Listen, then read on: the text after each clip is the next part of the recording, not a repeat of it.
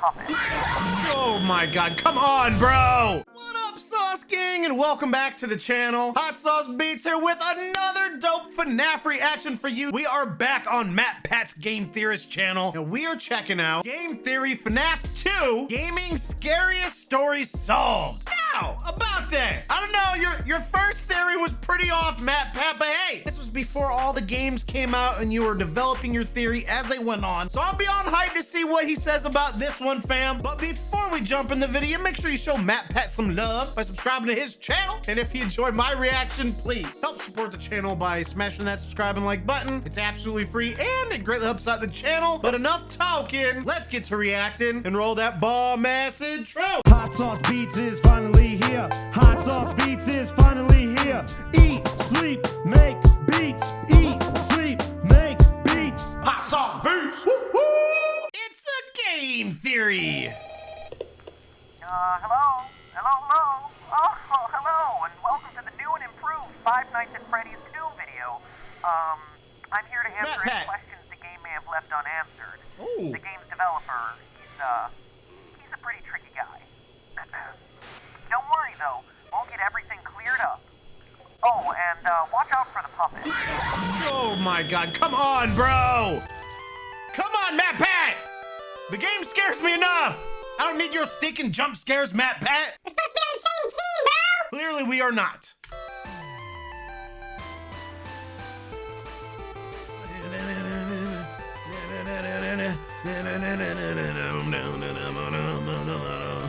I like his old school intro, it's good. Hello, Internet. Welcome to Game Theory, the show that promises not to include any more gratuitous jump scares, unless that's just what I want you to think, so I can lull you into a false sense of security and scare you again. But I wouldn't do that. I'll just let the uncertainty of whether a jump scare is going to happen or not drive you insane for the rest of this episode. Kinda like FNAF. Man, I love reverse psychology. Kinda like you know what FNAF. else I love?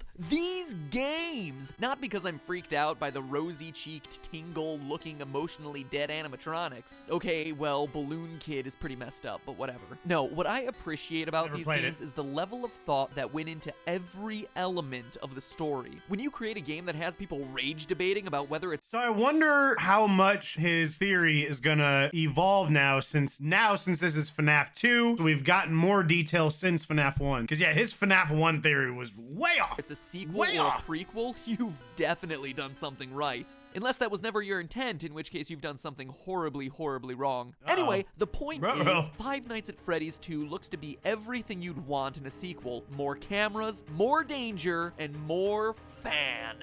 Oh, more fan. Oh, we love that fan. More questions. We love that fan. Lore. And while others will provide you with the jump scares, I provide you with what everyone really wants: answers. Well, maybe not everyone. What an elite, educated subset of you really want: answers. So grab yourselves a slice of Freddy Fazbear's signature pizza, because we're about to dig Delicioso! Tastes like Delicioso! cardboard. Let's get the big one out of the way first. Is the game a sequel or a prequel sequel? I don't know. What I mean by that is, contrary to popular belief, just because it has a big 2 slapped next to the name doesn't automatically mean the game comes after the first one in a timeline sense. That's true. It's a sequel, yes, but it tells a prequel story. Take, for instance, these all-time classics: Psycho 4: The Beginning, Lion King 1.5, and the actual all-time classic Godfather Part 2. All of them sequels that just so happen to also be the prequel. It's not mutually exclusive. So I'm really interested to see how this is a prequel. Like, what do we find out happens before FNAF 1? Because again, I'm a FNAF noob, fam. You know that. I'm a FNAF noob. I'm ready to get my learn on. Fit in. Knowing its place in the timeline is crucial for understanding its story. Well, to figure that out, let's focus on the paycheck you receive at the end of your 5th night. The date places the events of the game in 1987, a whole 6 years ahead of when we determined the first game took place in our first video. Sounds like a prequel, but we found that date in the first game by calculating Mike Schmidt's hourly pay and comparing that to minimum wage somewhere around like 93, 92. If Scott Coffin, the game's developer, is just picking random numbers for the payments, this bit of evidence would be meaningless. Except that he's not. At the end of Five Nights 2, you get paid $100.50. Divide that by the 30 hours worked, and you get $3.35 an hour, the exact minimum wage for 1987. Look at them doing their research. Using minimum wage calculations to identify the year of Five Nights 1 is a perfectly valid way to prove it, and shows that it takes place after the events of Five Nights 2. Still don't believe me? Players brave enough to survive the extra Night 6 are rewarded with a bonus check and a newspaper clipping that says the toy robots are getting scrapped, and that the old ones are going into storage for a new, smaller scale version of the restaurant. That would explain why the old models reappear in Five Nights 1 and the toy models don't. And notice how it mentions a smaller version of the restaurant. The building in Five Nights 1 is significantly smaller than the setting of Five Nights 2. Need more evidence? Okay. What about the fact that on the first night in the office, the phone guy explains that the robots used to walk around during the day just like they do in Five Nights 2, but not anymore? Or the fact that So riddle me this though. If they walked around during the day, why weren't they just randomly just killing all the customers? Like, as all the you don't got your costume on, dead. You know what I mean? Dies in the first game, making it hard for him to also be the phone guy in Five Nights at Freddy's 2 if it takes place after. Call me the Phantom Menace, cause every way to Sunday, this game is a prequel. So with that revelation out of the way, we're able to piece together the rest of the timeline and dig a little bit deeper. Posters everywhere in Five Nights 2 welcome you to this new location, implying that there was another Freddy Fazbear's Pizza somewhere before this one. Additionally, the phone guy makes reference to it on Night 1, mentioning the old location and how it was left to rot. So we know that there was one Freddy Fazbear's Pizza for the first game, one for the second game, and one that came before both of them that we've never seen. But now, fam, is this other one, my timeline's still messed up. Is this other one sister location? Because isn't the sister location also not in the same order? Like, didn't it happen before? I probably got that mixed up. I don't know. But I don't know. Before that, the phone guy also mentions an even older restaurant called Fredbear's Family Diner, which, aside from its confusingly different name, also had different owners. So let me recap. There's the restaurant from the first game, which is the last in the timeline. The one that you're currently working at in 1987 in Five Nights 2, an older location of Freddy Fazbear's Pizzeria left to rot, and the original Fredbear's Diner. Jeez, I hope you're still with me, because this is more complicated. I do remember that, because I remember that from Foot of Ferret's video talking about those. Again, it's hard for me to remember the timeline right now. Because it's still all new to me. This first location, the diner, where the whole story begins. Submitted for the approval of the Game Theorists Society, this is the true tale of Five Nights at Freddy's. When you die in Five Nights at Freddy's 2, before you've even gotten over the jump scare, you sometimes get a screen like this. Did I get ya? I was hoping to. Oh, turn it off. Turn it off. It's too horrifying. That, youngsters, was E.T. for the Atari, a console that came out before the NES. Yes, around the same time as the dinosaurs. It's widely considered to be the worst game of all time, hence me reacting in a horrified manner. See? Humor, folks. But seriously, you get these disturbing death minigames which, true to the 1987 setting, use Atari-esque graphics to depict various horrific events. All the while, a creepy robotic voice spells out letter by letter. It looks like Atari. Like, help them, save them, or save him. These death minigames are the most important piece in figuring out the true story behind these games. Really? Let's start with this one. This death minigame has you playing as Freddy, taking cake to screaming children at a birthday party. As Freddy rushes around trying to keep the whole party happy, a single sad child looks on from outside, when suddenly you're powerless to do anything but look on in abject horror as a purple man pulls up in a car, murders the child, and drives off. It's my belief. That's the first person that was killed. She got locked outside during a birthday party in William Afton. I still get the names mixed up. I hate when I know I'm saying something messed up, because then the whole comments, all the comments are gonna be correcting me. Daddy Afton. Loyal theorists that this game takes place at Fredbear's Diner and is chronologically the first event that we see in this timeline. How do I know? Well, it's a small establishment and there's only one animatronic, Freddy, as opposed to all the other games which show other robots. But more importantly, this murdered child is the one that sets everything into motion. One of the new tasks added to he's kind of on point with this right now. A mysterious music box that we're told placates one of the animatronics. If you fail to wind the music box, what you're introduced to is this terrifying thing, the puppet. It looks like No Face from Spirited Away. You know what else he looks like? Take a look at that murdered child again. See how his tear tracks remain visible on his face, even after he's dead? If we assume that they'll continue to stay with him into the afterlife, we can make a pretty good case that this kid's murdered spirit eventually found its way into the puppet. Don't we know, though, and correct me if I'm wrong, because I know a lot of theories are way off, but isn't this first murdered child in Freddy? Or is it in Golden Freddy? I don't even know. So much. Animatronic. But that's not all. What jump scare happens after this Save Him minigame? After seeing this tear-stained child's murder reenacted in 8-bit, the puppet jumps out of the screen and attacks you. I mean, I can see how it's... I don't think so. That incident marks the first time the chain is ever associated it with makes a violent sense. act carried out against a child. But I And we thought can we were infer that it told was this that first incident child's that in caused Freddy. the original owners of Fredbear's Diner to sell off to the company now known as Fazbear Entertainment. Now, I don't know about you, but if I was senselessly murdered and left to haunt a crappy pizza place for the rest of my life in the body of an awful I'd be so miserable. clown doll, I'd want to get my revenge as soon as possible. Unfortunately for our vengeful puppet, though, it doesn't quite turn out that way. Fast forward a few years to Freddy Fazbear's Pizza, the first location, the one that has yet to appear in a game. This new restaurant is the one we learned about in my earlier episode and throughout the first game, where our pal the murderer uses a golden Freddy suit to lure away and kill 5 children in the back room. As we read through the various articles on the wall, he gets caught the next day, but the bodies are never found, presumably because they've been stuffed into the animatronic suits. The police wouldn't check that? There wouldn't be blood and residue everywhere? Come on now. restaurant stays open for a few Come on now, months until the forensics. dead body stink starts to waft off the robots and causes the place to get shut down for health reasons. But how do we know this happened in the first pizzeria's location? Again, we turn to what the phone guy says. On night 2 of Five Nights 2, he mentions the smell coming from the old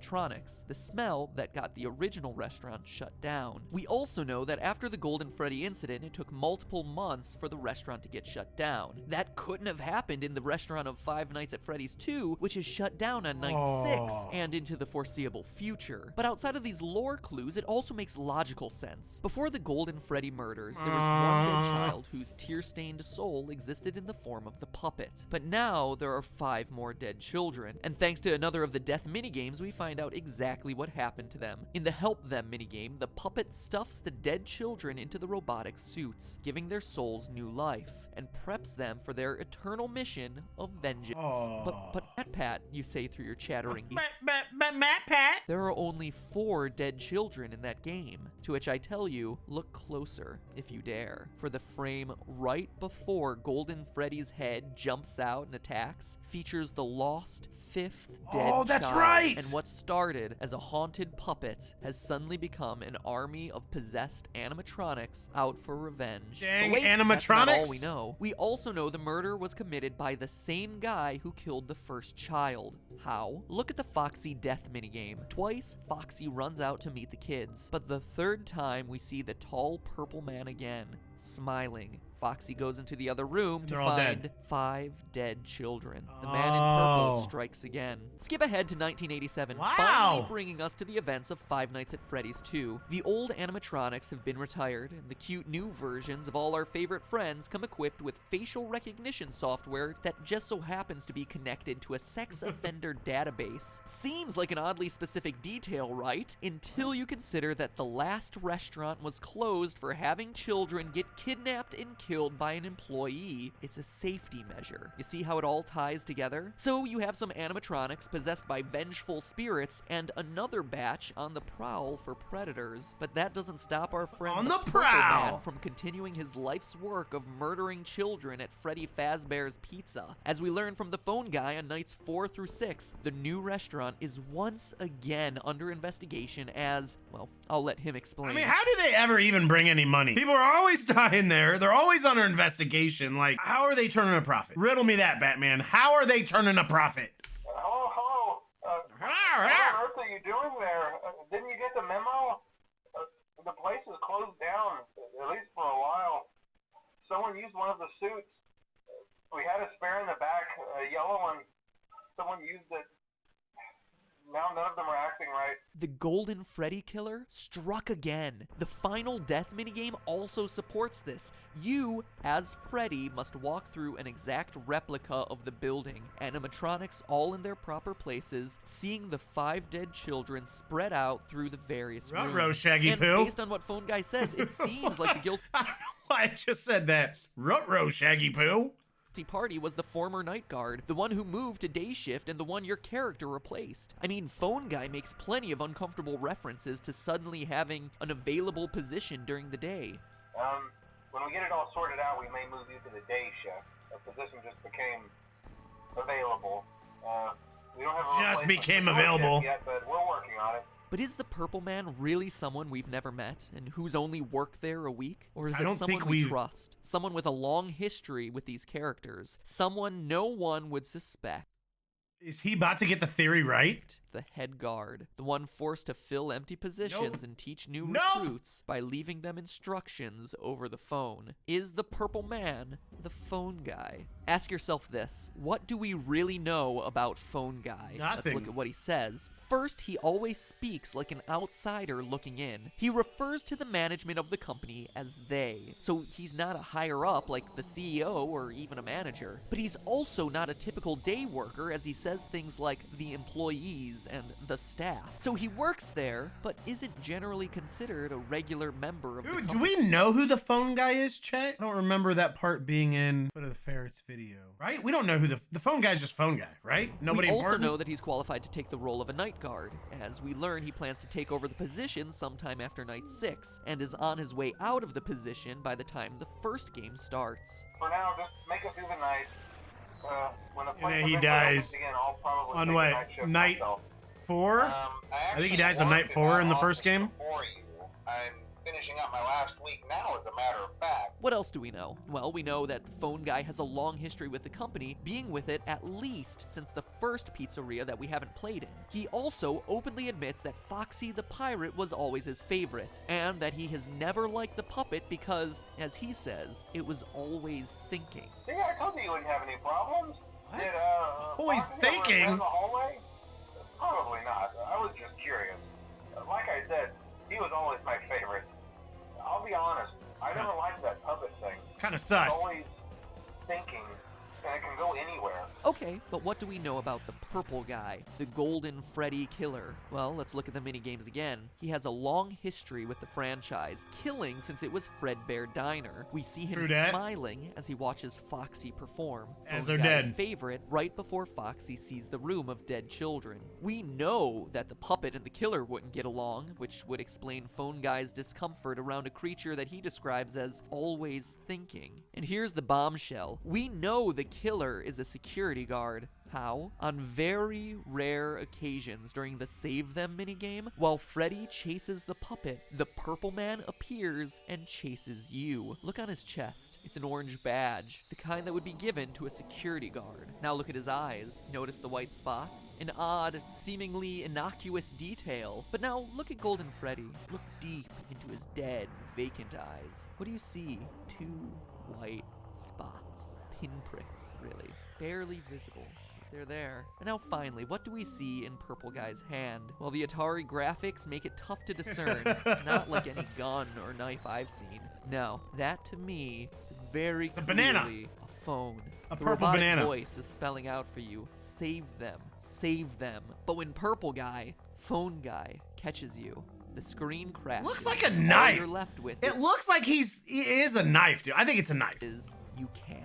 But that's not Oh. where it ends, Internet. As you and I both Huh. know, there's still It's a 5 Nights game at Freddy's theory. 1. If this game is last in line and the puppet is truly pulling the strings behind all of this, you might be asking yourself where he is in Five Nights 1. We know the other animatronics got scrapped, but this ghostly guy should still be around if this timeline I proposed is correct. And get this, Huh. the puppet is in the first game. Take a look at the east hallway. Seems pretty normal, right? But every so often, the posters on the walls change to this: a crying child with 2 streaming lines down his face. Look familiar? What? The Five Nights at Freddy's series is about vengeance. 1 child, 6 children, more. There's so looking many for Easter revenge eggs, against the dude. Sick child killer. The Purple Guy. The guy who just so happens to be the first voice you hear when turning on these games. It does look like a phone. I'll Save give you that. them. Save them. You can't. But hey, that's just a theory. A game theory. Thanks for watching. Let's go! There we have it, Sauce Gang. We got some more FNAF lore. And I don't know, I feel like, obviously, so a lot of these theories are wrong, which he's getting closer to it now. It's just hard to keep track of everything that's going on, which characters are who. But remind me, chat, remind me, who is the phone guy? Or do we ever find out who the phone guy is, or does that even matter? Because the killer the whole time has been Daddy. Daddy Fazbear. So I don't know, but again, I do love seeing the evolution of Matt Pat's theory on FNAF. And I mean, we got some 60 to 80 videos, so we're gonna see his evolution change a lot. And I'm ready for it, fam. I hope you guys are enjoying this FNAF rabbit hole that we are going down. And what I need you guys to do is start requesting some songs, because we jumping into some FNAF music too, baby. But I hope you guys have an amazing hump day. Enjoy the rest of your week. And if you enjoyed this video, please help support the channel by smashing that subscribe and like button. It's absolutely free and it greatly helps out the channel. Enjoy the rest of your hump day and your week. And remember, it's eat, sleep, and make beats. And as usual, be kind to one another. And that's all I got. Boom, I'm out. Got nothing but love for the sauce gang. Peace. Hot sauce beats. Woo.